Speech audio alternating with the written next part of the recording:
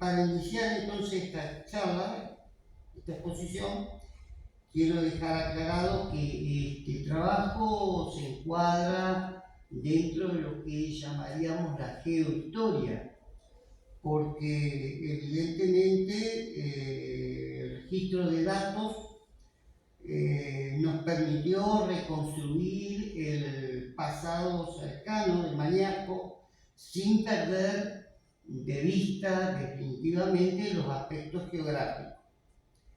Para el caso cito a Fernand Braudel cuando dice que la geohistoria es una ciencia que se aboca al estudio de la dinámica de una sociedad entre el pasado y la estructura geográfica que la sustenta.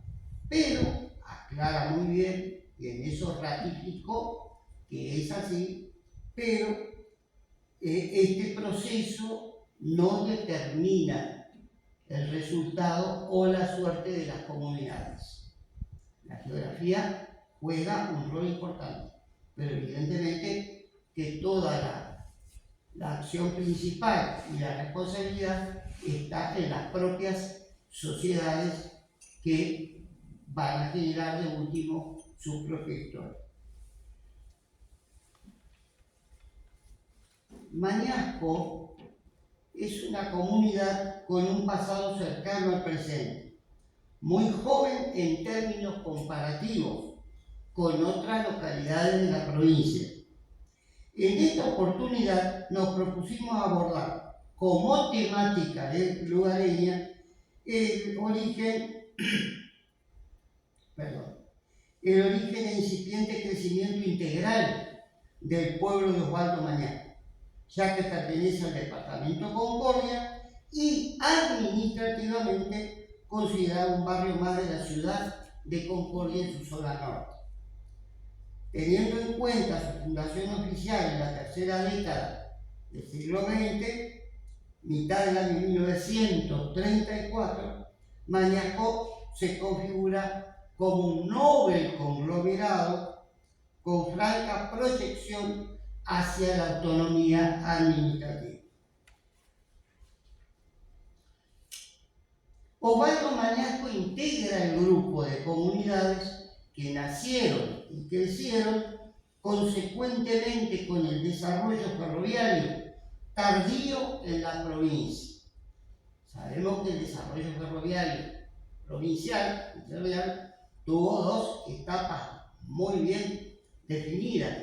La que arrancó allá por 1864 con el primer ferrocarril construido en el sur de la provincia durante el gobierno de Urquiza, entre Gualeguay y Puerto Ruiz, hasta finalizar el siglo XIX.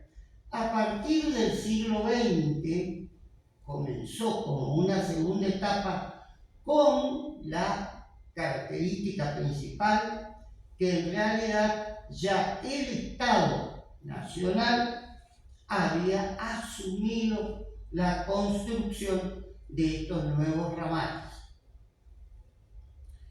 Mañasco representa una simbiosis muy particular, ya que técnicamente se lo considera un barrio alejado, pero barrio al fin de la ciudad de Concordia.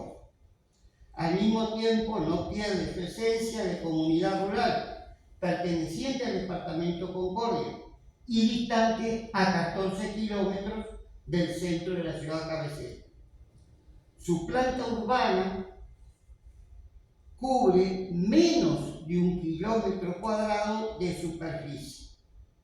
En términos absolutos, esta localidad geográficamente se encuadra ubicada a 31 grados 18 minutos de latitud sur, 58 grados 33 minutos oeste, emplazándose sobre terrenos aluvionales.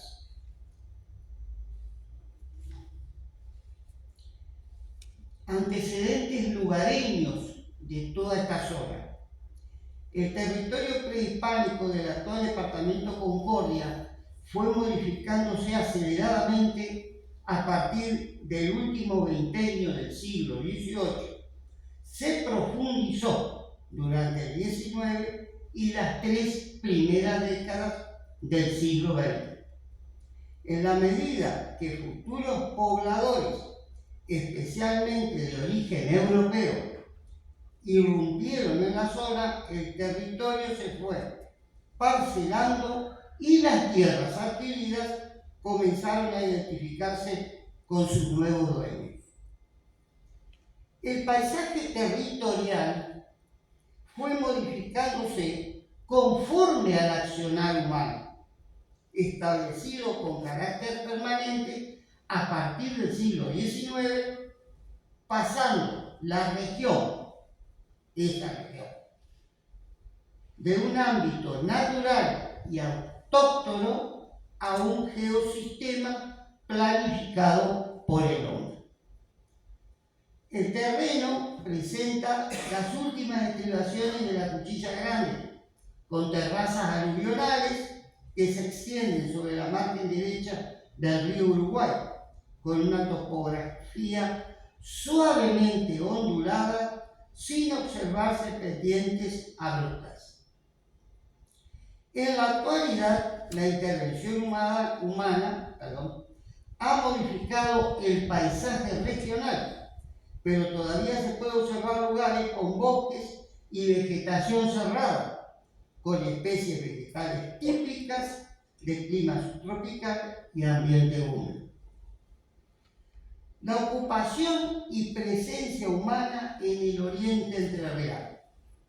Durante el periodo prehispano, el espacio que ocupa el pueblo de Osvaldo Maniaco fue surcado por grupos de pueblos originarios, cazadores, recolectores, cuyo legado, obviamente no es tema de este trabajo, cuyo legado ha sido estudiado ampliamente por ciencias como la arqueología y la antropología. Los análisis de los paraderos diseminados por dicha franja territorial han permitido reconstruir la vida cotidiana y la idiosincrasia de estas comunidades primigenias transhumantes. Dirá que transhumantes sí, porque eran, digamos, estacionales, se detenían, circulaban por la zona, probablemente hayan andado varias veces por la zona de Maniaco, por lo menos todo lo que es, diríamos, colindante con el río Uruguay para aquella época, y después de esas comunidades cambiaba el clima, la estación, y se iban hacia otros lugares, siguiendo un derrotero que medianamente estos pueblos originarios tenían conocimiento. El asentamiento y posesión de la tierra comenzó a definirse con la llegada de los expedicionarios españoles y especialmente de la congregación jesuítica instalada en la actual provincia de Misiones. Como parte de su misión trascendente, organizaron a las comunidades originarias con la fundación de estancias y pueblos. En el último veintenio del siglo XVIII, y con posterioridad a la expulsión de los jesuitas de sus comunidades, de las misiones y provincias de Corrientes, es el periodo que, sucede después de la expulsión de los jesuitas de acá, de estos territorios, y que también se lo conoce como la temporalización de las misiones. Se produjo un gran desplazamiento de naturales que, ocupando tierras al sur del Miñay, en calidad de estancieros se instalaron en el territorio para la cría de ganado vacuno.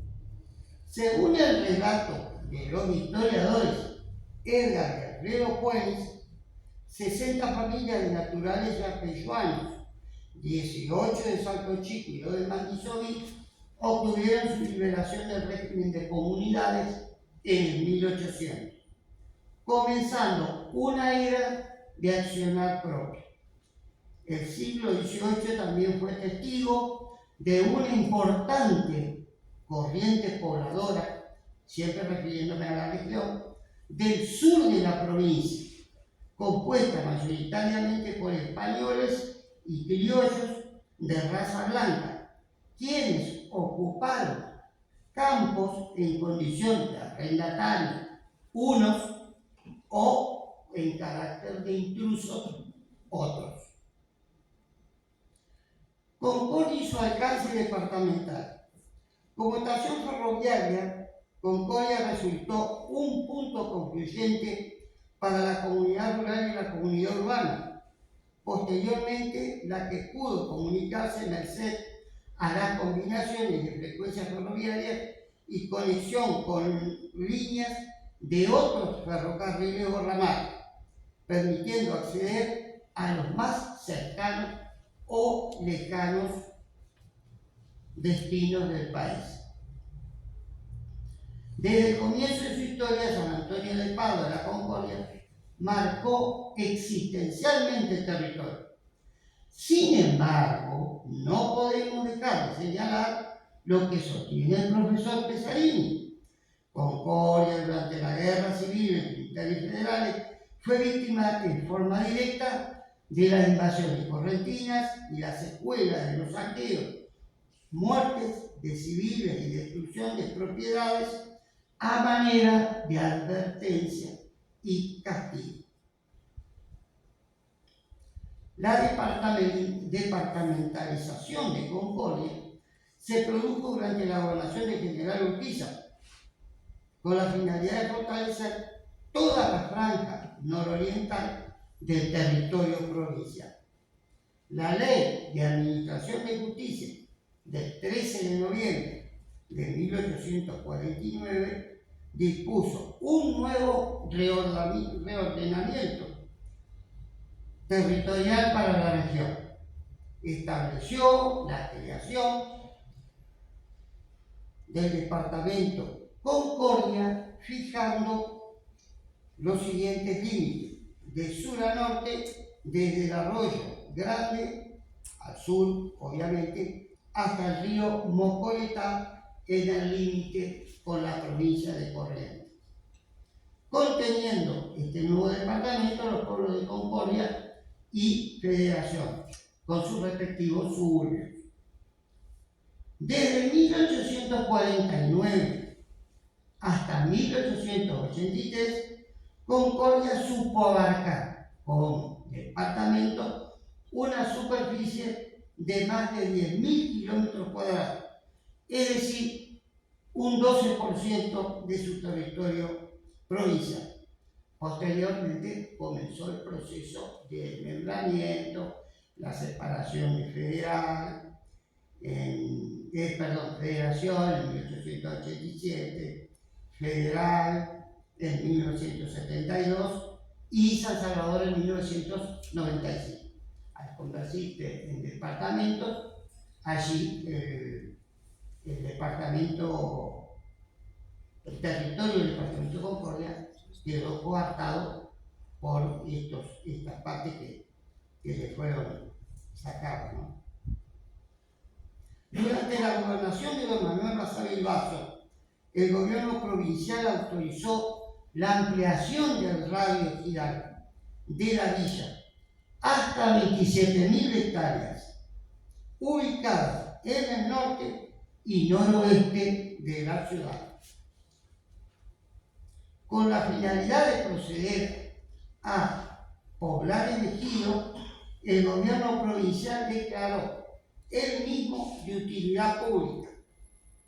El 23 de mayo de 1889, el Departamento Ejecutivo de Concordia promulgó una ordenanza que determinaba que las tierras declaradas en el ejido de utilidad pública debían fraccionarse para procurar su poblamiento. Las familias de inmigrantes europeas que se instalaron desarrollaron una importante economía rural, sustentadas por labriegos y hacendados que, llegado el momento, no dudaron en arracimarse en torno a las nuevas instalaciones que se convertirían en estaciones ferroviarias, como Los Charrúas, La Criolla y Osvaldo Mañana. Urquiza de Soler, donación de tierra a favor de los ferrocarriles del Estado. Con fecha 31 de diciembre de 1931, doña Flor Urquiza de Soler procedió a transferir tierra de su propiedad, heredada obviamente de su padre. Procedió a transferir tierra de su propiedad ubicadas al norte de la ciudad de Concordia, en el sector conocido como Rincón del Salto, a favor de la empresa Ferrocarriles del Estado. Y la escritura, la cual pudimos acceder y obviamente tomar nota de ella, las notas pertinentes, dice lo siguiente: doña Flor Urquiza vende a la Administración General de los Ferrocarriles del Estado para el superior gobierno de la Nación las fracciones de campo ubicadas en el distrito suburbio, antes Rincón del Salto, departamento Concordia, con destino a establecer las zonas de vías y estaciones del ramal ferroviario Villa Federal Concordia, con todo lo que en ella hay edificado, plantado y clavado anexo conforme con el plano elaborado por la Oficina Técnica de la Empresa Ferroviaria. Bueno, viene la descripción de las tierras con los respectivos vecinos y podemos aportar que, si bien no hay Mañasco se encuentra ubicado hacia el norte del departamento Concordia, 108 años antes, su suerte y destino pudo ser muy diferente. Es decir, el lugar donde hoy está Concordia, Mañasco, quizás 108 años antes, la suerte hubiera definido otra ubicación geográfica, seguramente hubiera existido como estación, pero no sabemos a ciencia cierta qué desarrollo hubiera podido tener. Su ubicación territorial la hubiera situado hacia el sur de la cabecera departamental, es decir, de la ciudad de Concordia, y en un distrito sureño, como Moreira, Yuqueí o probablemente Lleón.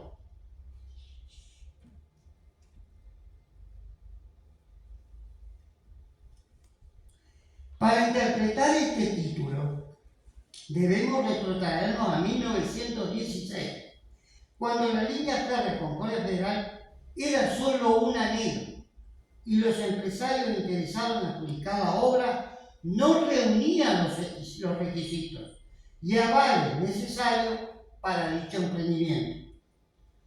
Por su parte, un grupo de propietarios rurales cercanos a la entonces Villa Federal se unieron en el mencionado año para intentar concretar tamaña obra y conectar a la región, me estoy refiriendo a la zona de Federal, con el río Uruguay a partir de un corredor ferroviario. Apoyaban la construcción de una línea férrea que circulara sobre vía de COVID y la conexión de Villa Federal con el importante puerto de Concordia. La empresa, para entonces Ferrocarriles del Nordeste Argentino, interesada en adjudicar este nuevo ramal, proyectaba un plan diferente y por propia iniciativa, contando con la autorización acordada por la ley número 6508, elaboró y presentó un proyecto que unía Villa Federal con el puerto de Concepción del Uruguay. Nada que ver, no pasaba por Concordia.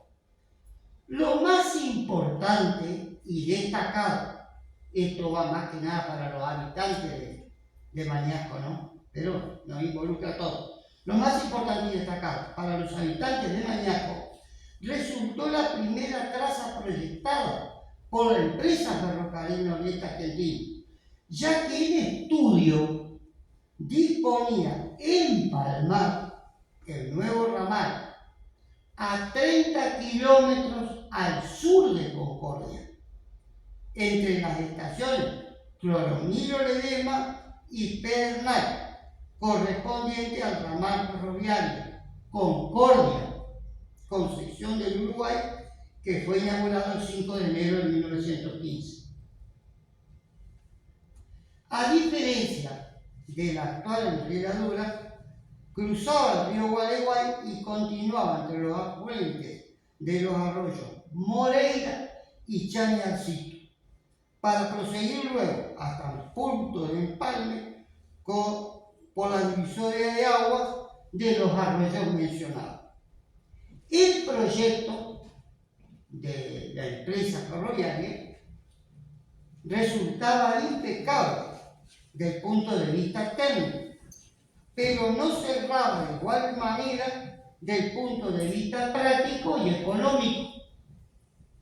Sabemos bien que a los pocos habitantes que para entonces tenía la zona de Mañaco, la zona federal, era muy importante conectarse más que nada con Concordia y no con Concepción del Uruguay.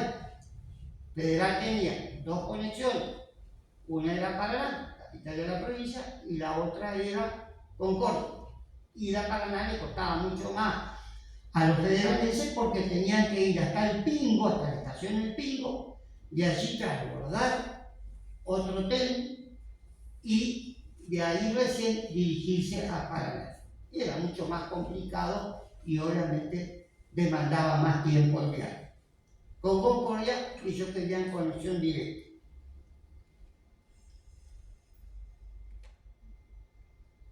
Para los vecinos de Villa Federal, tal proyecto no conformaba las expectativas y requerimientos sociocomunitarios y económicos, rechazando por completo la variante de la terminalidad del ramal al sur de Concordia, en una solitaria zona rural.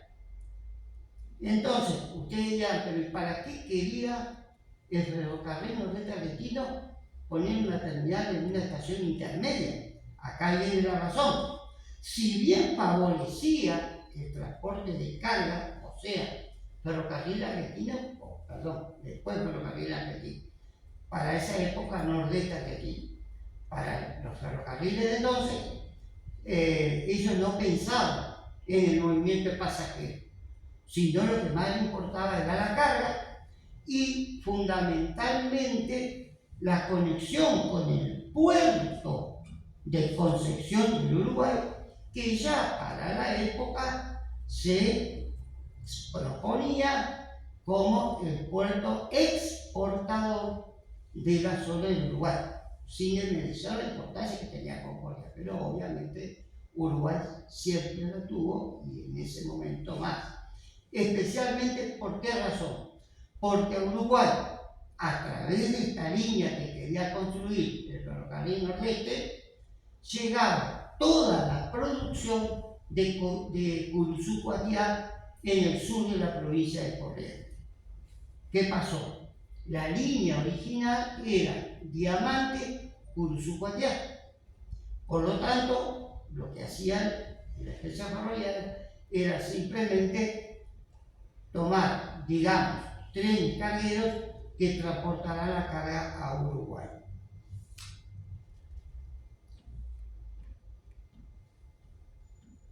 Si bien favorecía el transporte de carga del sur correntino, a través de la ramal Curuzú-Cuatiá Federal Diamante, los habitantes de Federal, de la cabecera departamental, después, o Federal en esa época, Villa Federal, no podían acceder a la cabecera departamental que era Concordia para el entonces. En el año 1922, atento a la línea propiedad-nación existente en la provincia de Entre Ríos, el gobierno nacional, mediante una contundente decisión política, determinó construir el ramal con cabecera final en Concordia, con financiación del erario público nacional. El fundamento de la decisión final respecto de este trazado, el que tiene actualmente, lo podemos encontrar en la memoria descriptiva de dicha línea, que dice lo siguiente: esta línea atraviesa campos dedicados a la agricultura, siendo numerosas las colonias agrícolas. Existen campos dedicados a la ganadería, pero su explotación es reducida por la garrapata en las proximidades de la ciudad de Concordia. En la parte donde la tierra es arenosa, dice el informe, la propiedad rural está ocupada por grandes plantaciones frutales, predominando el citrus y las viñas. Consolidación y proyección de la estación Mañaco. Conforme con la memoria descriptiva, la estación Mañaco, ubicada a 8,8 kilómetros de Concordia, fue construida con el único propósito, esto se refiere específicamente a la empresa, de atender todas las necesidades de maniobras y formación de los trenes con destino o partida desde el puerto de Concordia. Es decir, lo que no se pudo lograr con el puerto de Uruguay, la empresa finalmente lo consigue anexando después ese pequeño ramal que va a conectar con el puerto de Concordia. La Oficina Técnica de los Ferrocarriles del Estado observó la distancia que separaban a la estación de los Charrúas de Concordia. Por lo tanto, resultaba indispensable proveer a Mañaco del rango de estación con tanques y mangueras para atender la locomotora impulsada para entonces con vapor de agua. En sus inicios, Mañaco no pasó de ser un apeadero en medio de un paraje rural sin atención mínima, comodidades para el viajero que se acercaba al lugar para abordar el tren. En la década del 30, la estación recibió diferentes mejoras para atención de pasajeros y carga, atento a que la misma se encontraba en plena zona rural. El 4 de septiembre de 1935 se firmó el contrato que puso en marcha la construcción del edificio. Ya me adelanto a decir que el ramal ya estaba inaugurado en forma condicional de 1930, y esto fue en 1935 que se firmó la construcción del nuevo edificio para pasajeros y de 11 casillas para destinarlas a vivienda para el personal. La estación ferroviaria de Mañaco fue habilitada para el servicio de pasajeros en el año 1948. ¿Por qué estación Mañaco? Bueno, creo que no es necesario ahondar en la cuestión porque todo el mundo medianamente conoce la estación de Mañaco, el doctor Rafael Mañaco, importantísimo legislador entrerriano, originario de Gualeguaychú, que durante su etapa como funcionario público nacional tuvo una destacada actuación, ya sea en su rama propia, que era el derecho, escribiendo 3 libros de derecho al respecto, derecho administrativo más que nada, pero también se preocupó por otras cuestiones como fue la construcción del ferrocarril del nordeste argentino, para que llegara finalmente a Misiones, y algo que fue muy valorado y hasta hoy creo que todos debemos reconocer a Mañaco. Fue el primer diputado nacional que se pronunció abiertamente en contra de la administración privada de los ferrocarriles y la forma que aplicaban las empresas privadas, para entonces, casi todos saben, de origen británico, la mayoría de las empresas ferroviarias. Así que él rechazaba porque, ¿qué pasaba? El gobierno le daba libre albedrío para que las empresas ferroviarias modificaran las tarifas pasajero y carga a su plena voluntad. También Mañasco fue el mentor del Reglamento General de los Ferrocarriles del 24 de noviembre de 1891. Y también esto es importante, y por eso me detengo acá, defendió Mañasco los derechos del Estado Nacional a competir, cuestión que estaba definida para entonces, para la época, en igualdad de condiciones con las empresas ferroviarias, privadas, en materia de precio, costo y transporte de carga. Mañasco quería que el Estado Nacional, exactamente en misma paridad de condiciones, al momento de adjudicar los ramales ferroviarios. Los restos de Osvaldo Mañasco, fallecido en la ciudad de Buenos Aires el 4 de mayo de 1920, descansan junto con su esposa en la ciudad de Buenos Aires.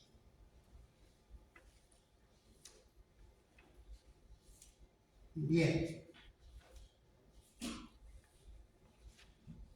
Ahora entramos ya directamente en la fundación de Mañasco y vamos a observar que en este caso la provincia de Entre Ríos y el municipio de Concordia trabajaron en conjunto para poder lograr la fundación de lo que después se convertiría en este pueblo y villa más tarde.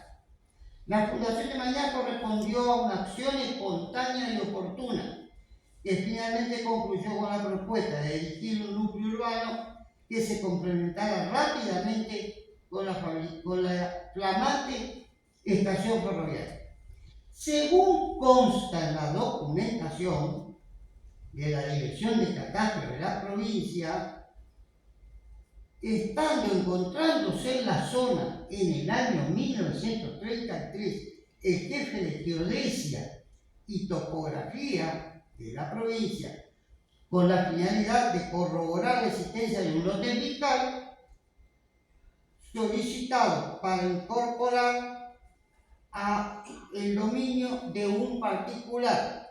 El funcionario que debía relevar ese lote fiscal comprobó que el grupo de chacras inspeccionadas se encontraban en torno a la estación ferroviaria del Ferrocarril del Este, que para entonces solo resultaba ser una solitaria y eventual parada en medio de un páramo rural. Hoy es la estación línea Concordia-Villa Federal. Además de las ventajosas condiciones naturales, el funcionario instalado en la zona pudo observar la existencia de vecinos preexistentes a la instalación de la línea ferroviaria. Es decir, cuando la línea se construyó, estos vecinos ya estaban allí, en ese lugar, en 1930.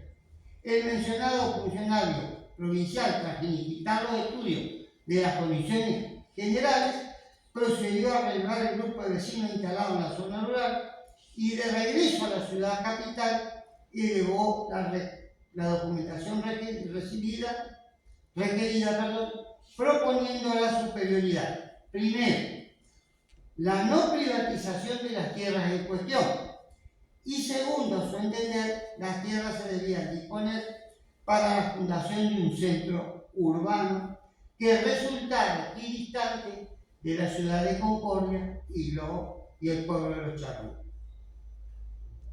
La iniciativa de este funcionario fue aceptada, ya que se encuadraba en lo dispuesto por la ley 2985/34.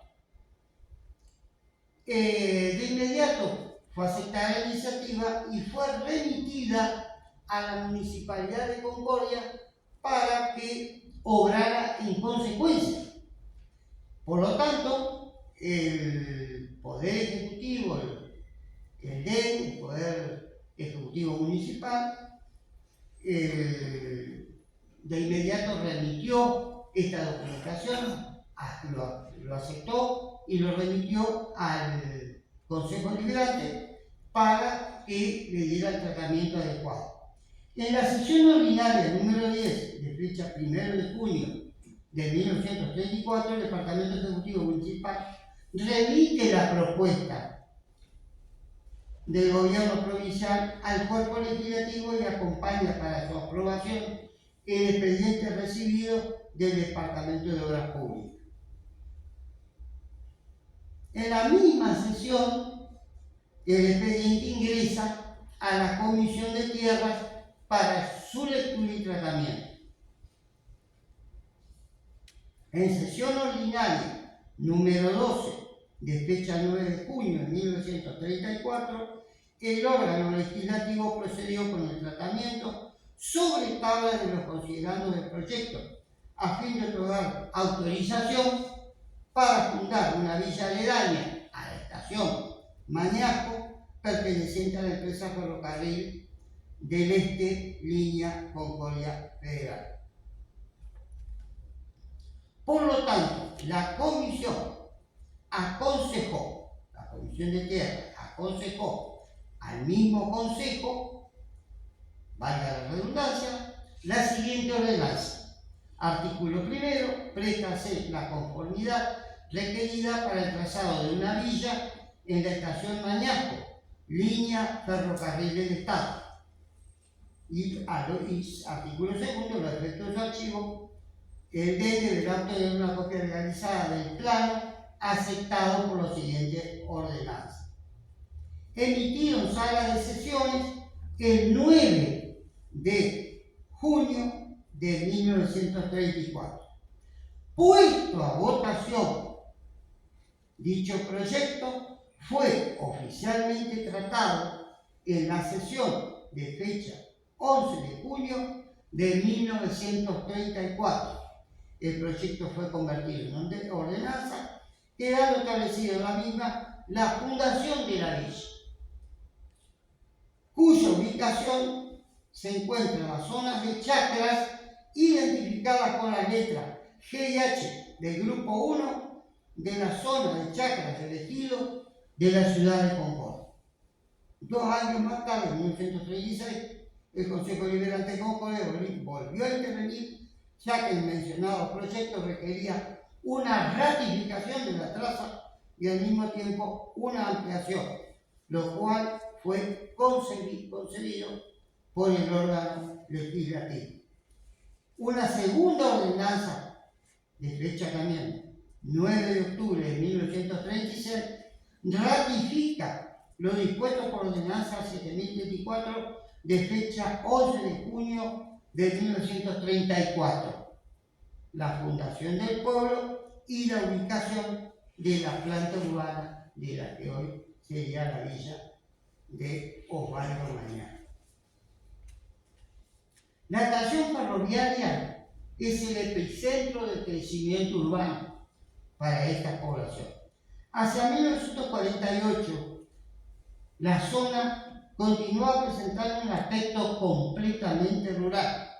La urbanización comenzó a tomar características de pueblo, consecuentemente con la jerarquización de la estación ferroviaria, que permitió la detención de los trenes de pasajeros en ambas direcciones.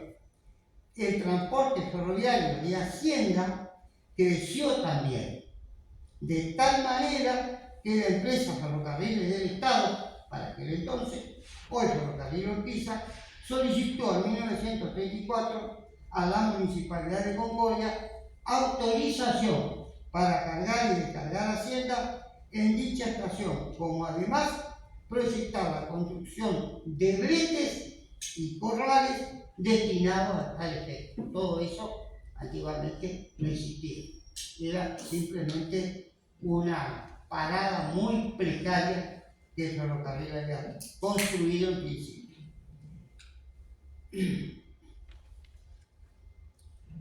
En relación con el abastecimiento de agua potable, en el mes de marzo de 1935 fue iniciada y terminada en tiempo y forma una perforación de 18 metros con 15 centímetros de profundidad. Asimismo, consta en la publicación oficial, en el boletín oficial de la provincia de Entre Ríos del año 1941, que la provincia efectuó un llamado a licitación para adjudicar la nueva perforación de pozos semisurgentes en los alrededores de esta naciente localidad. En 1941, con la finalidad de consolidar la planta urbana, se entregaron nuevos lotes para la construcción de viviendas y quintas. Conforme con una nueva memoria descriptiva ordenada en el año 1972 por el superior gobierno de la provincia, el cuadro de situación de Mañasco en 1972 era el siguiente. Primero, todas las calles del pueblo se encontraban abiertas y transitables. Era de 1972. En general, el centro urbano resultaba pequeño para esa fecha, formado por un reducido número de manzanas, y las viviendas están construidas tipo quintas, con amplio espacio para galpones, huertas, gallineros y recreación y esparcimiento al aire libre. En materia de servicios públicos, el informe destaca la ausencia total de los mismos, como así también de calles pavimentadas, y no sabemos las características edilicias, pero no hay que tener mucha imaginación. Una zona rural tiene edificios que condicen con la zona, edificios de zona rural. El informe destaca, desde 1972, insisto, que el cultivo más importante para entonces era el citrus. Y en cuanto a la actividad laboral, la mayoría de los trabajadores lo hacían en las quintas ubicadas en los alrededores. Distancia y ejido, dos variables en la vida de Mañasco. El pueblo de Osvaldo Mañasco, a partir de su inclusión dentro del ejido urbano de Concordia, se vio afectado en su existencia y desarrollo, desde el momento que se considera la localidad como un barrio, por lo tanto, integrado a la cabecera departamental. Conforme con una definición técnica del ejido de una ciudad, constituye un área territorial determinada por ley y el espacio que se encuentra contiguo al casco urbano de una ciudad, villa o pueblo. Por lo tanto, en este caso de Mañasco, administrativamente depende de la autoridad urbana que, por supuesto, también administra la ciudad de Concordia.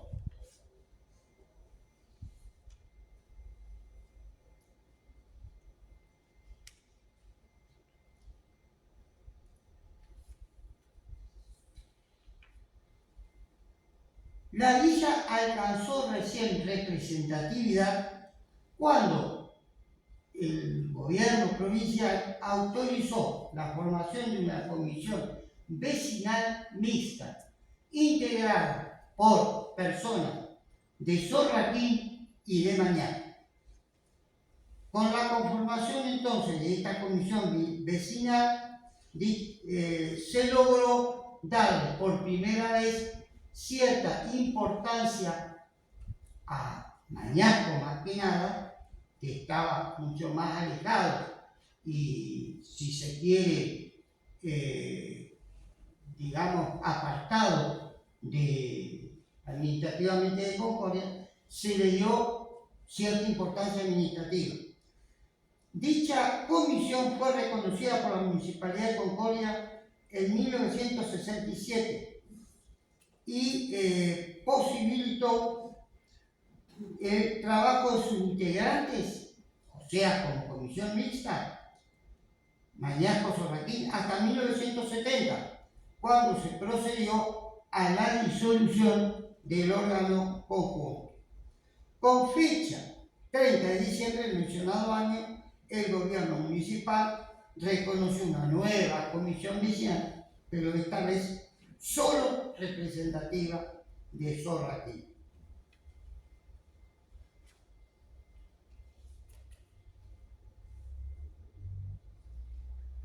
Bien, vamos a leer las conclusiones que a nuestro modesto entender, puede generar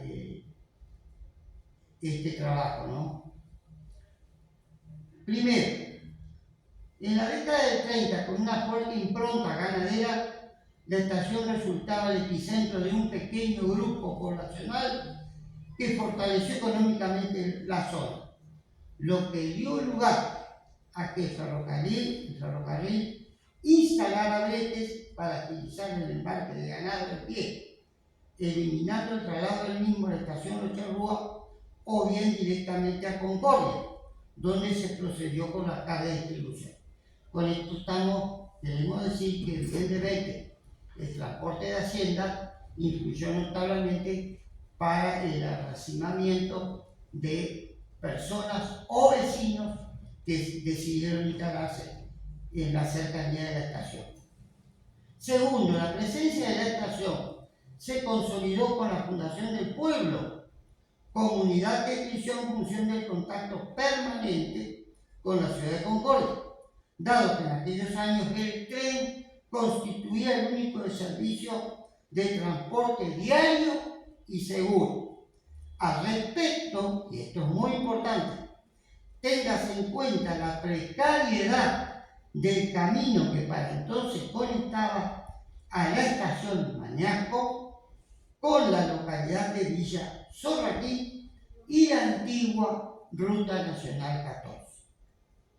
Y por último, en la actualidad, si bien Osvaldo Mañasco resulta un barrio muy particular por su ubicación periférica de la planta urbana de la ciudad de Concordia, al mismo tiempo, la distancia que los separa de la ciudad contribuyó a afianzar una idiosincrasia de comunidad rural que sostiene hasta